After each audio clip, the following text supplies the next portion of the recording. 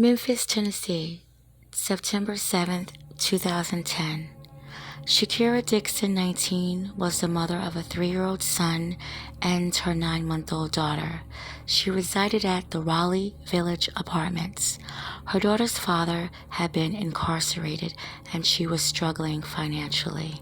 On September 7th, she'd given her baby to a woman that arrived at her apartment. She was a friend of her daughter's father, Benjamin Norfleet. Shakira was finally relieved. Within a couple of days, she was back to her old self. She went to a nightclub with friends. She brought herself new clothes. She even altered a tattoo on her back. A week later, Shakira's mother inquired about her granddaughter. Shakira would tell her about the woman who came and picked her daughter up. It didn't seem right to Shakira's mother. The story didn't seem right to the Memphis Police Department either. Shakira was adamant. She described the woman Caucasian, shoulder-length gray hair that parted in the center. She was in her 40s. She wore glasses, a white button-down blouse, khaki capris, and closed-toed sandals. She didn't have a name, number, or address, but she could even describe what her daughter was wearing when she handed her to the woman.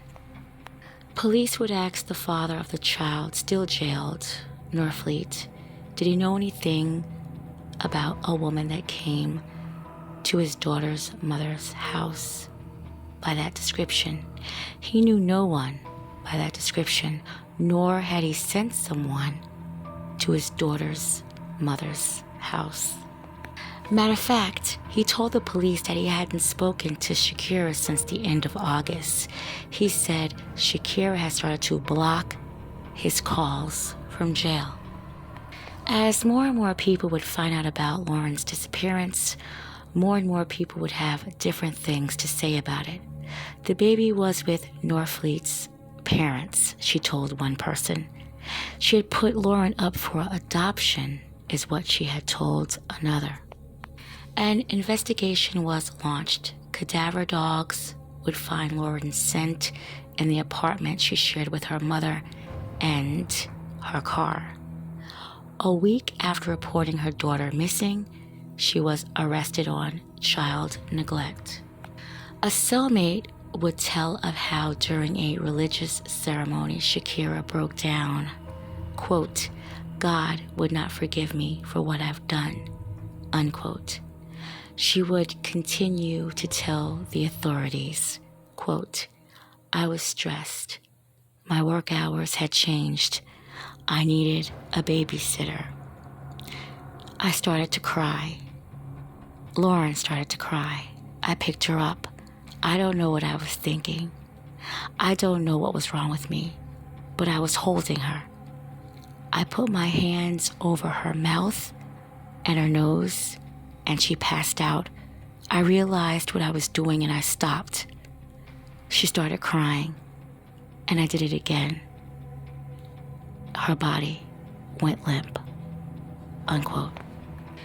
This is what the mother of Lauren Dickens would say.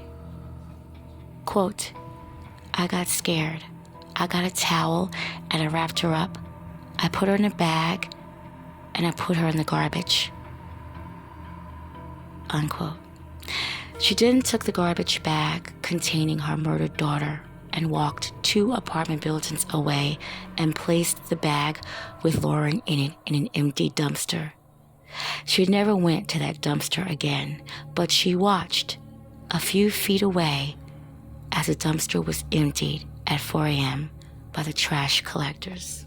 On March 2012, she was found guilty and she was given 19 years. Lauren was never found. North Philadelphia, Pennsylvania, October 2019.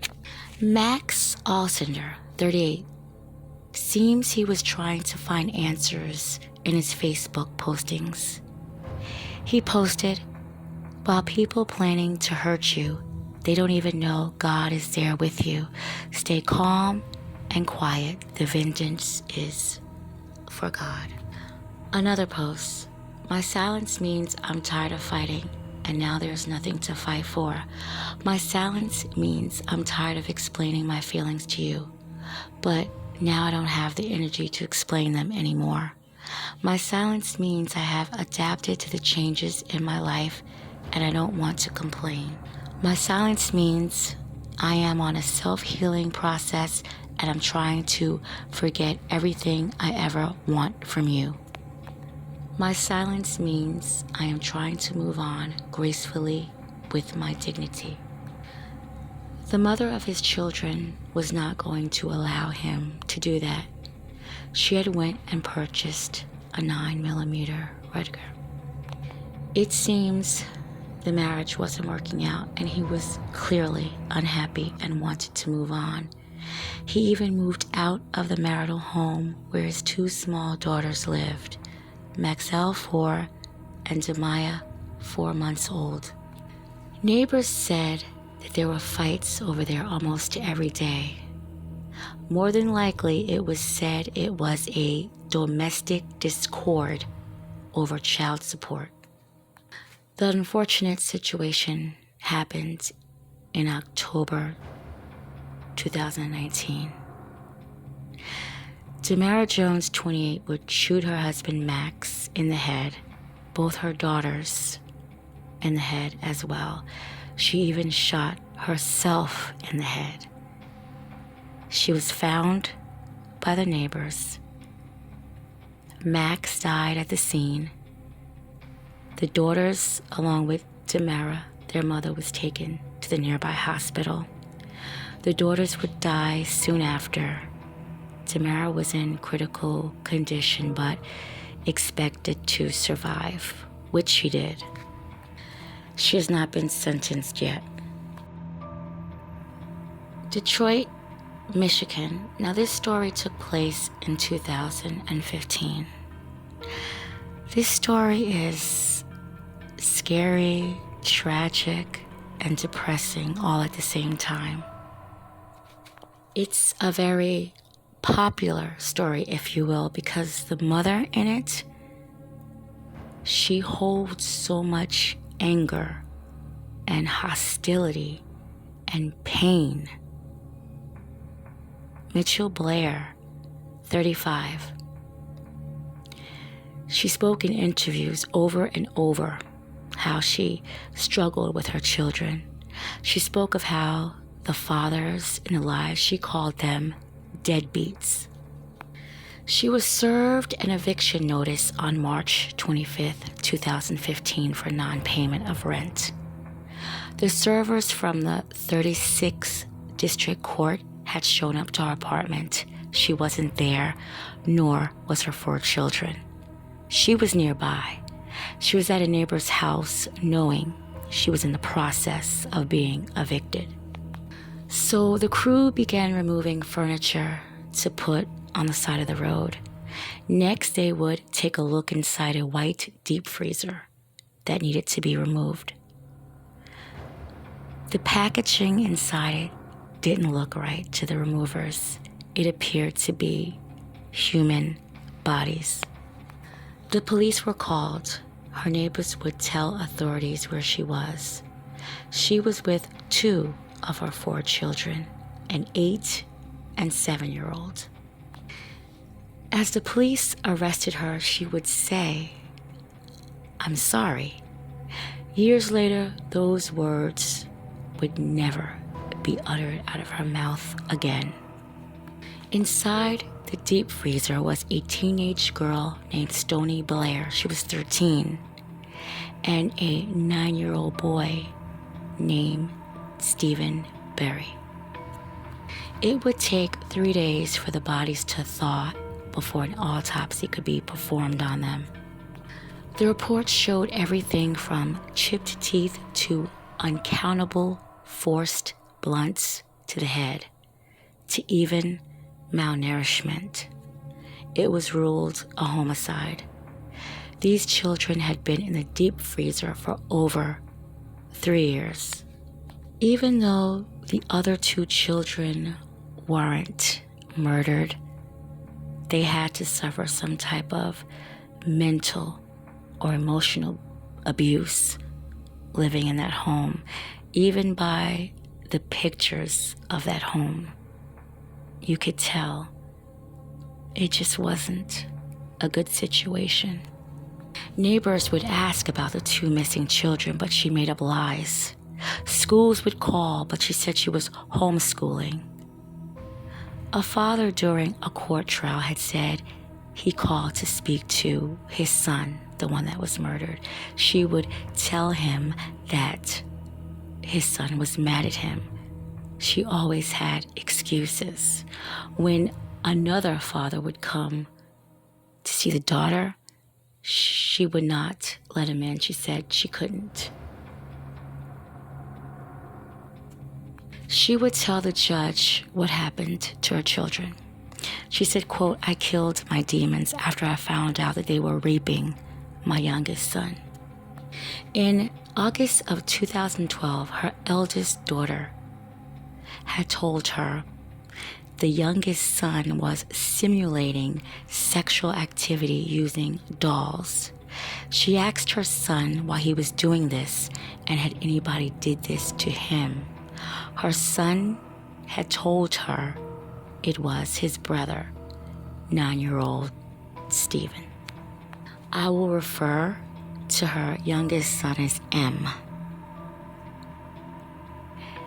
Stephen would piss on M, is what he said, while he was lying in the bunk bed. He even said M raped him on his bunk bed and would push his face into the plastic that covered the mattress on his bunk bed to where he could hardly breathe. M said his brother would steal food off of his plate. She would go confront her son Stephen, who, she said, confessed. She admitted that she kicked, punched, and she put a trash bag over his head until he lost consciousness. She would pour scalding hot water over his genitals until she actually saw the skin peeling. She would later make him drink Windex, and she would wrap a belt around his neck. As she choked him with the belt, she asked, "Do you like how this feels?" He lost consciousness again. She would torture him for 2 weeks until he died August 30th, 2012. She would put him in the deep freezer. The judge asked, "Why did you make your son drink Windex?" She said it's because M was made to drink Windex by Stephen. And it was around the time that Stephen had got very sick. The judge asked, "Why did you put a belt around your son's neck?" She said because M said that during one of the rapes, he had put a belt around her son's neck. The judge asked her, "Why did you pour scalding hot water on his genitals?" She said, "Because that's the thing that he used to rape my son." 9 months later, she found out her daughter, 13, Stoney, was raping her son. She began starving Stoney and brutally beating her every day, hitting her in the head while her son M watched. She put a grocery bag over her head until she died in May 2013, and she put her in the deep freezer on top of her brother. The judge asked why did she repeatedly hit her in the head with objects, because that's what she would do to M. The judge would ask her, "Why did you starve Stoney?" She actually said, because Stoney would sit on her little brother's face.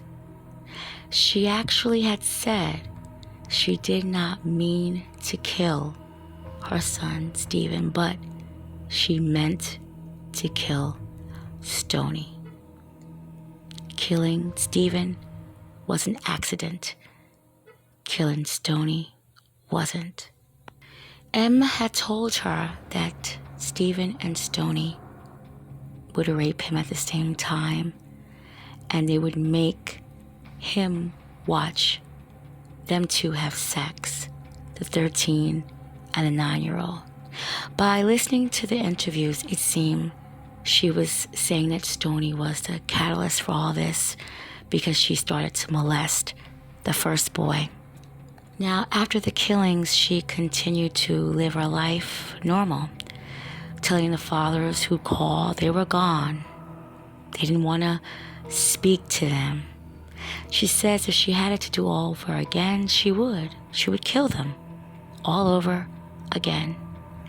Now, they do say that these claims have never been substantiated by her youngest.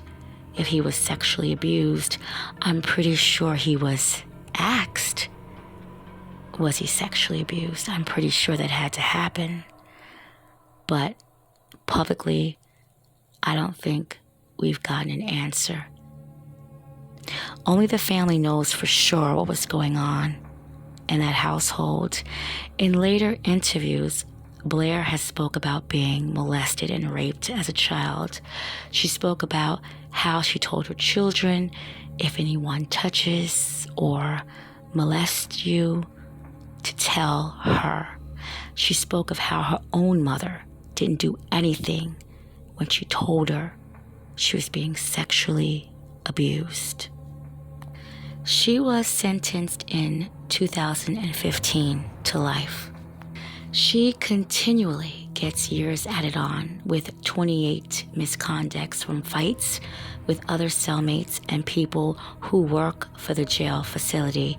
Charges like throwing urine on officers through the food slots, throwing milk cartons, spitting, and physically assaulting other inmates. So now she is segregated from all the other inmates. You can clearly see that something has happened to this woman.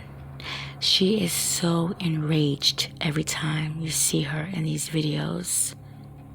Her two remaining children are well over 18 now, and they were supposedly adopted by a great aunt who Blair wanted that to happen. This woman was a police child abuse investigator, and they said that the kids are doing well, and I hope that they are. It's just hard to understand if her son, the youngest, came and told her that her oldest son did this. Yeah, she might have lost her temper and she might have gave him a really bad beating, but to torture him for 2 weeks, why didn't she call the police? Then maybe it would have came out what Stoney had did, and then maybe the kids would have been taken out of the home, and maybe they would have got separate help, and maybe everyone would be alive. Something happened. If you know about this story, you know something happened. She had fought for custody of her two remaining kids, and she was upset when she lost custody of them. I wonder if her youngest son goes to see her, well, her two remaining kids. I wonder if they do. I know they're getting therapy. I don't know if it's part of their therapy to even see their mother, but I wonder if they do. Because I guess she did this for them, right?